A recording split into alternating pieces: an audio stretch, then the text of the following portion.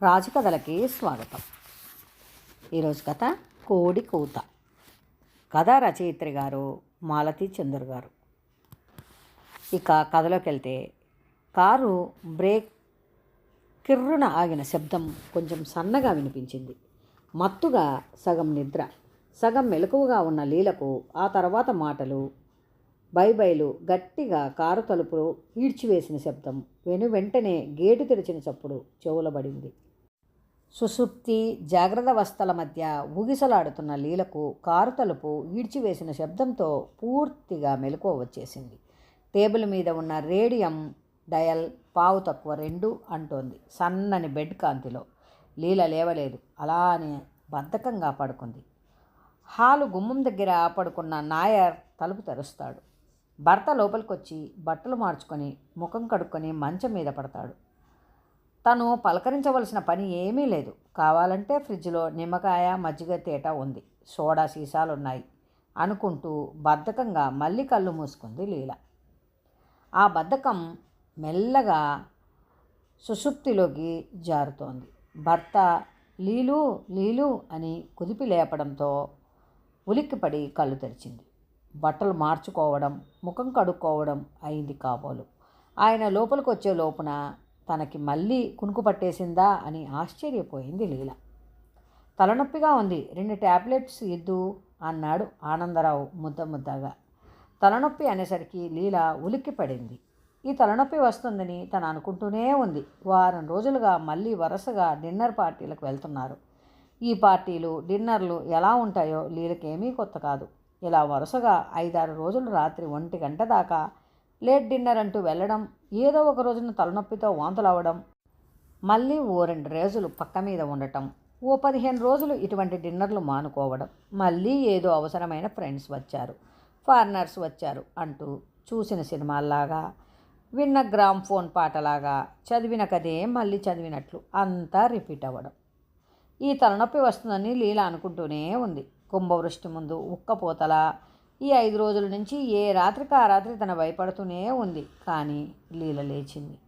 Dressing table సరుగులోంచి 2 మాత్రలు తీసి ఫ్లాస్క్లోని వేడి నీళ్లు గ్లాసులో పోసి ఇచ్చింది ఆనందరావుకి. గ్లాసును అందుకుంటున్న అతని చేతులు స్థిరంగా లేవు, వణుకుతున్నాయి. పెదమలు తడి ఆరినట్టున్నాయి. నాలికతో తడి చేసుకుంటున్నాడు. ముఖం కొంచెం ఉబ్బరించినట్లు, కొంచెం ఎర్రగా ఉంది. ఒళ్ళంతా చెమటలు పడుతున్నట్లుంది. ఈ లక్షణాలు అతనికి, ఆమెకి ఇద్దరికీ కొత్త కాదు. ప్రతిసారి అతనికి సిగ్గుగాను, ఏదో తప్పు చేసినట్లుగాను ఉండటం, ఆమెకి ఏదో గుబులుగా భయంగా ఉండటం అలవాటైపోయింది. ట్యాబ్లెట్స్ నోట్లో వేసుకొని ఓ గుక్కడి వెన్నీళ్లు తాగబోయాడు అతను. ఒక్కసారి ఎక్కిళ్ళులా వచ్చాయి. గొంతులోకి వెళ్ళిన నీళ్లు గబాలన పైకి వచ్చేశాయి. భుజం మీద ఉన్న టవల్ అడ్డు పెట్టుకున్నాడు నోటికి. చేతిలో గ్లాస్ తీసి మంచం పక్కగా ఉన్న బుక్ ర్యాక్ మీద ఉంచింది లీల.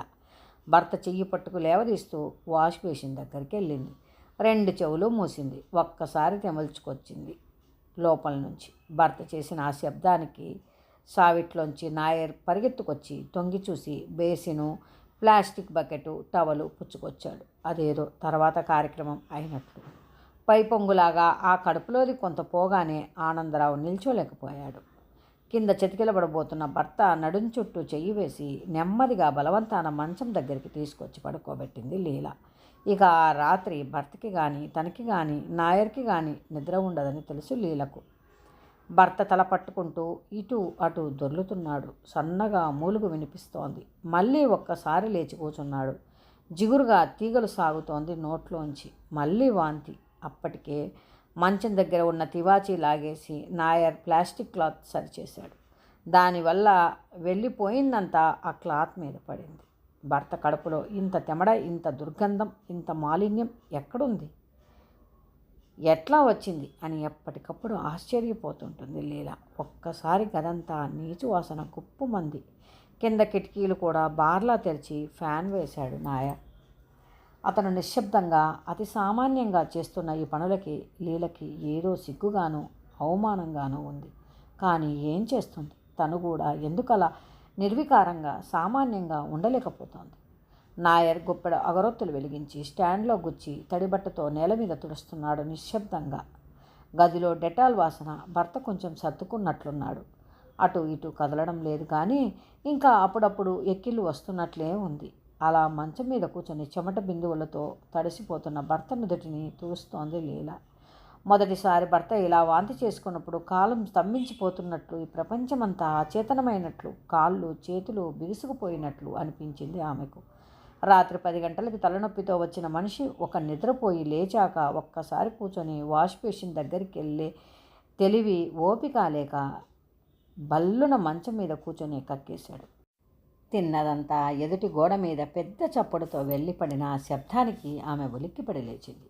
కాళ్ళు చేతులు ఆడలేదు, ఊపిరి బిగదీసుకున్నట్లయింది. డాక్టర్కి కబురంపడం, ఆయన ఇది సర్వసామాన్య విషయంగా మందు ఇవ్వడం జరిగాయి. ఆ మర్నాడు ఉదయం భర్త మామూలుగా లేచి ముఖం కడుక్కొని స్నానపానాదులు చేయడానికి సిద్ధపడేసరికి ఆమె ఆశ్చర్యపోయింది.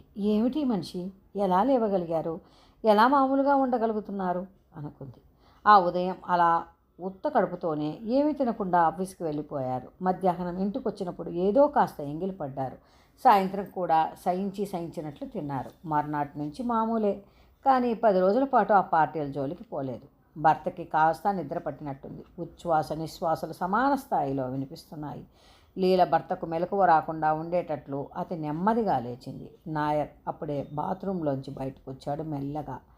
ఈ తెల్లవార్లు తనకి మళ్ళీ అతను నిద్రపోడు. ఎన్ని రాత్రిళ్ళు, ఎన్నిసార్లు ఈ నాటకం తిరిగి తిరిగి జరిగిందో, ఇంకా జరగబోతుందో అనుకుంది లీల. ఆ ప్రశ్నకి జవాబు దొరకదు. దానికి తన భర్త జవాబు ఇవ్వలేక ఉన్నాడు. ఎన్నోసార్లు తామిద్దరూ ఈ విషయం గురించి చర్చించుకున్నారు. ఈ పార్టీలలో, ఈ సొసైటీ డిన్నర్లలో తను ఇమడలేకపోతోంది. ఈ ఇమడలేకపోవడం తమ ఇద్దరి మధ్య ఎత్తైన గొడవలకు కానీ అపార్థాలకు కానీ దారితీయడం లేదు. కానీ ఏదో అశాంతి, ఏదో దిగులు. దేనికి ఈ సంపాదన, దేని కొరకు ఈ పరుగులు అనిపిస్తుంది తనకి. కానీ తన భర్తకి అలా అనిపించడం లేదు. ఈ పార్టీలు, ఈ డిన్నర్లు, ఈ డోకులు, ఈ అర్ధరాత్రి ఆందోళనలు ఇవన్నీ జీవించడంలో ఒక భాగమని సరిపెట్టుకుంటారు. ఇవన్నీ పురుష లక్షణంగా ప్రయోజకుడైన వాడు నలుగురితో కలిసి పెద్ద సొసైటీలో చేసే పనులుగా ఆయన అనుకుంటారు. కానీ ఇందులో ఏదో వెలితి, ఏదో చిన్నతనం తనకు కనిపిస్తోంది. 20 ఏళ్ల దాంపత్య జీవితంలో చెప్పుకోదగ్గ కష్టాలు ఎప్పుడూ పడలేదు తను. పెద్దలు చేసిన పెళ్ళైనా తామిద్దరూ చాలా ప్రేమగా ఉంటున్నారు. పిల్లలిద్దరూ హాస్టల్లో ఉండి చదువుకుంటున్నారు. తను భర్త వెంట పార్టీలకి, డిన్నర్లకి వెళ్తుండేది. కానీ ఆ పార్టీల్లో పురుషులు, స్త్రీలు ఒక స్థితి వచ్చేసరికి ఏదో సినిమాలో బొమ్మలాగా, నాటకంలో రంగులు పులుముకున్న పాత్రలుగా తప్ప మామూలుగా కనిపించటం లేదు. తన కంటికి పాశ్చాత్యులు, మనవాళ్ళు, ఉత్త మనవాళ్ళు కూడా ఈ మాదిరి పార్టీలకు భర్త కోసం తను చాలాసార్లు వెళ్ళింది.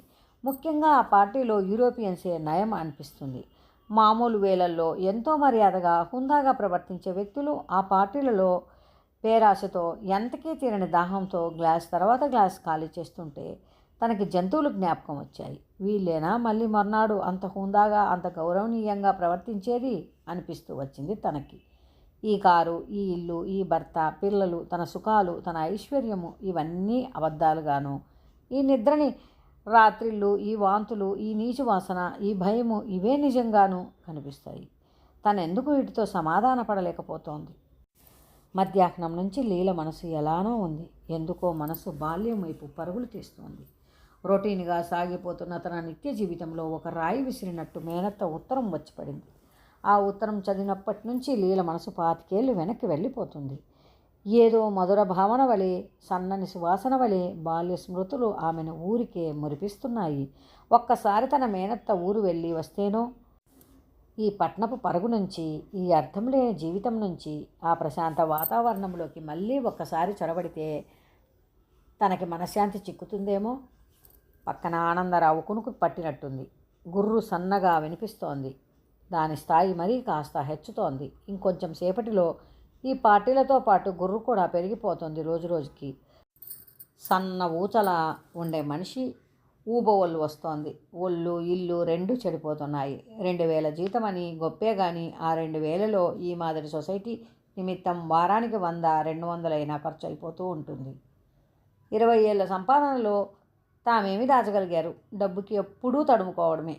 పైన మటుకు అన్ని దర్జాగా క్రమంగా జరిగిపోతూ ఉంటాయి. కానీ తామేమిటి? తాము ఏమైపోతారు? లీలకు ఆలోచనలు ముసురుకొస్తున్నాయి. అందరి జీవితాలు ఇలానే ఉంటాయా? తనతోటి ఫ్రెండ్స్కి కూడా ఈ సమస్యలు ఉంటాయా? వాళ్ళు తనకి మళ్ళీ ఆలోచిస్తారా?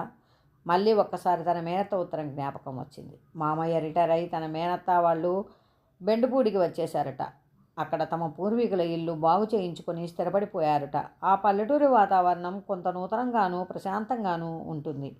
నీకా ఊరంటే చాలా ఇష్టం కదా, ఒకసారి వచ్చి వెళ్ళు అని రాసింది మేనత్త. లీలకి బెండుపూడి అంటే అదేదో ఒక మధురమైన కలువవలే అనిపిస్తుంది.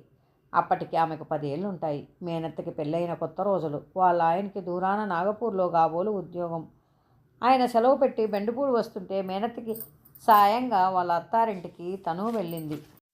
బెండుపూడికి రైలు కానీ బస్సు కానీ లేదు. అసలు ఆ ఊరికి మట్టి రోడ్డు కూడా లేదు. రైలు దిగి ఆ పైన బస్సు ఎక్కి ఊరికి 60 మైళ్ళ దూరంలో ఉన్న మట్టి రోడ్డు దగ్గర దిగి అక్కడ నుంచి 4 మైళ్ళు కాలువగట్టున 2 ఎడ్ల బండిలో వెళ్ళి బల్లకట్టు మీద రేవు దాటి అవతలకు గట్టుకు చేరుకుని ఆ పైన 1 మైలు దూరం పొలాల్లో నడిస్తే బెండుపూడి వస్తుంది.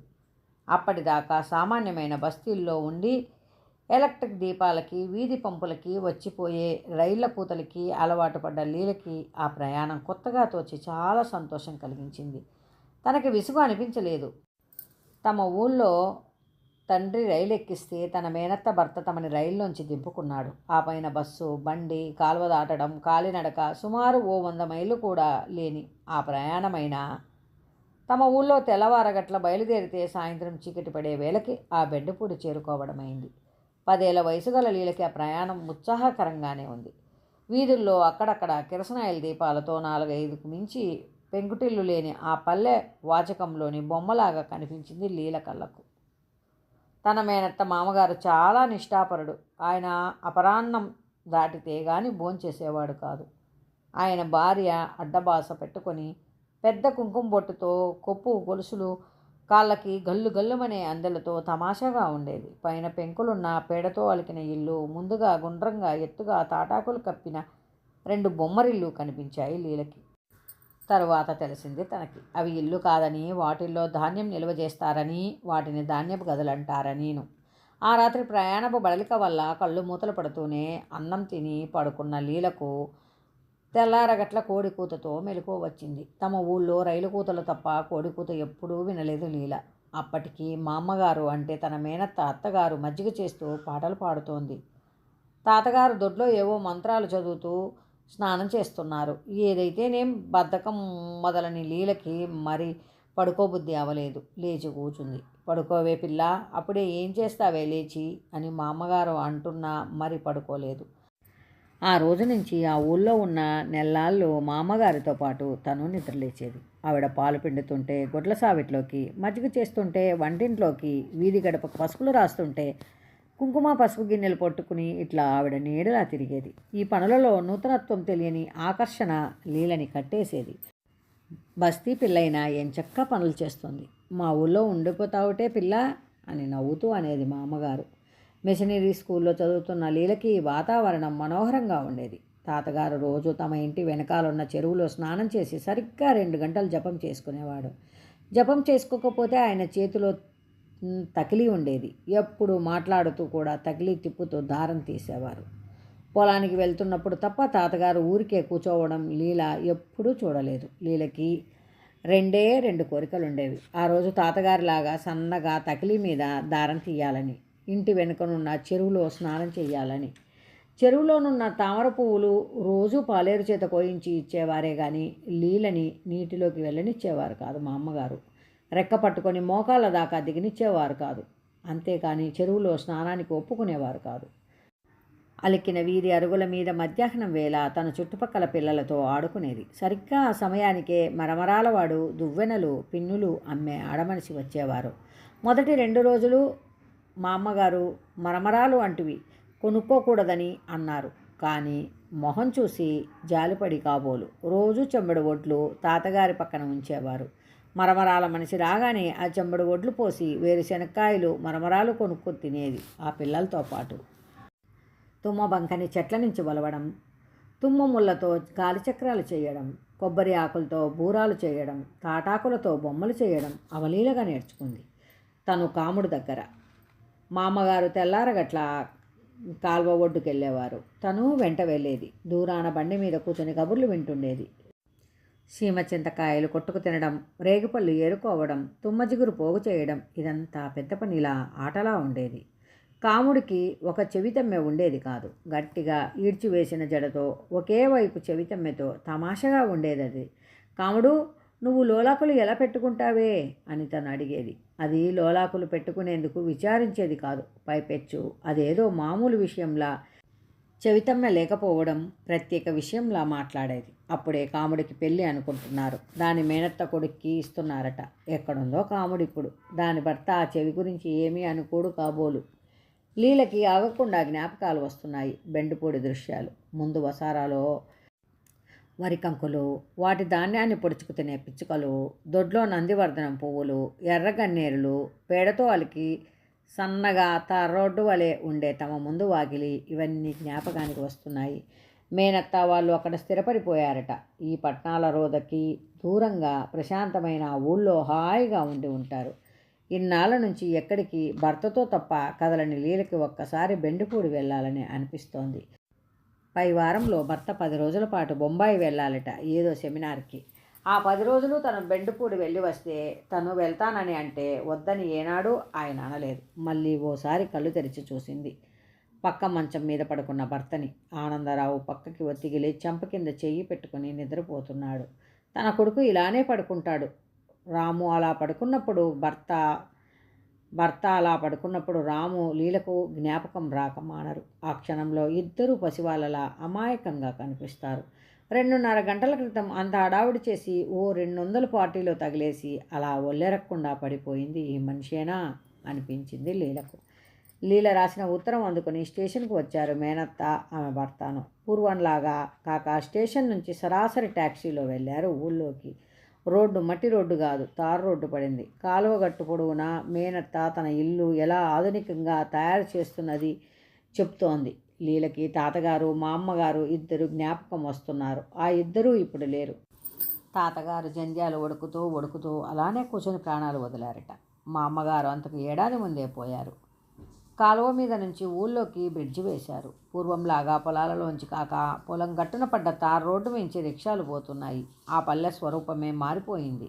పూర్వం తాము ఆడుకున్న తుమ్ము పొదల కోసం లీల కళ్ళు వెతుకుతున్నాయి. అక్కడ పెద్ద మిల్లు లాంటిది ఏదో కనిపించింది. కొత్తగా కట్టిన షుగర్ ఫ్యాక్టరీ వచ్చాక ఈ ఊరు చాలా బాగుపడింది. అందరికీ పనులు దొరుకుతున్నాయి. చెరుకు పంట కోసం రైతులు ప్రతి ఎకరం సాగు చేస్తున్నారు. మామయ్య గారు ఊళ్ళోకి ప్రవేశిస్తుంటే దూరాన్ని నుంచి తెలుగు సినిమాల్లోని కీచుపాటలు కంగున వినిపిస్తున్నాయి.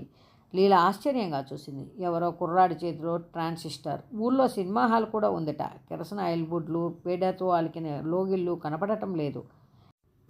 ఎలక్ట్రిక్ దీపాలు, దుమ్ము మురికి కాలువలు, ట్రాన్సిస్టర్లు కనబడుతున్నాయి. ఈ బెండుపూడి తను చిన్నప్పుడు చూసిన ప్రశాంతమైన పల్లె కాదు.